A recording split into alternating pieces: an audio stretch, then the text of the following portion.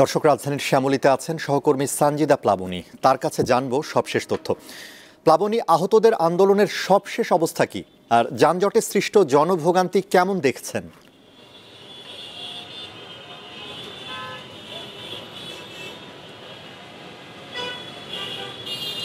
আনোয়ার, ঠিক ৫:৫৫ জুলাই অভ্যুত্থানে আহত যে ছাত্র জনতা এখানে আসলে আন্দোলন করছিলেন, তারা ঠিক ৫:৫৫ রাস্তাটি ছেড়ে দেয় এবং যান চলাচল এখন আমরা বলতে পারি আপনাকে যে স্বাভাবিক হতে শুরু করেছে। আমরা আপনাকে একটু দেখাতে চাই যে রাস্তা এখন স্বাভাবিক হতে শুরু করেছে এবং নেতাকর্মীরা যেই জুলাই অভ্যুত্থানের যে নেতাকর্মীরা আন্দোলনের জন্য সকাল ১১টা থেকে এই শ্যামলীর শিশু মেলার যে রাস্তা অবরোধ করে রেখেছিলেন, তারা কিন্তু আমাদেরকে কোনো রকম আনুষ্ঠানিক সংবাদ সম্মেলনে না জানিয়ে তারা জাস্ট এটা জানিয়েছেন যে এই মুহূর্তে আসলে জনভোগান্তির কথা চিন্তা করে তারা সড়কটি ছেড়ে দিয়েছেন এবং তারা চক্ষুরোগ হাসপাতালে গিয়েছেন। কিছু আহত ছাত্র জনতা যে ওখানে গিয়ে তারা আসলে পরবর্তী যে তাদের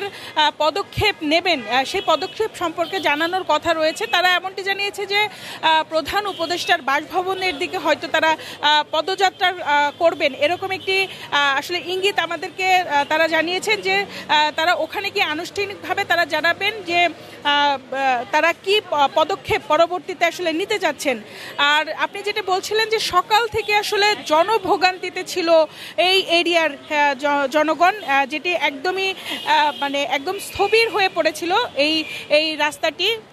মানে পুরো রাস্তা আসলে একেবারেই বন্ধ ছিল, যেখানে শুধুমাত্র এই প্রয়োজনীয় যে ইমার্জেন্সি গাড়িগুলি সেগুলিকে ছাড়া আসলে কোনো রকম গাড়ি আর আজকে এই রাস্তা দিয়ে চলাচল করতে দেওয়া হয়নি।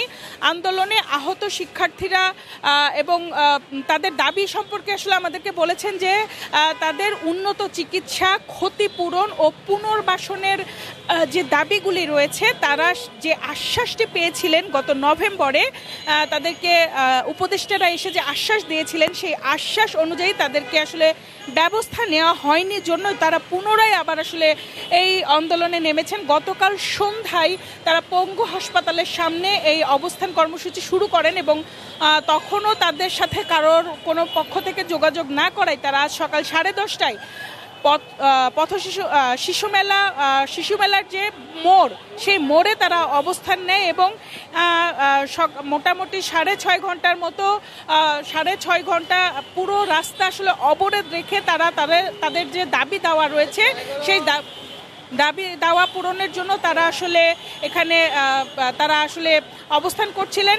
তারা এখন পর্যন্ত আমাদের কাছে আসলে খবর রয়েছে যে তারা পরবর্তীতে কি পদক্ষেপ নেবেন সেই সম্পর্কে চক্ষুরোগ হাসপাতালে তারা আমাদেরকে হয়তো জানাবেন। আনোয়ার, আমার কাছে এই ছিল সর্বশেষ পরিস্থিতি পঙ্গু। প্লাবনী, আপনাকে ধন্যবাদ।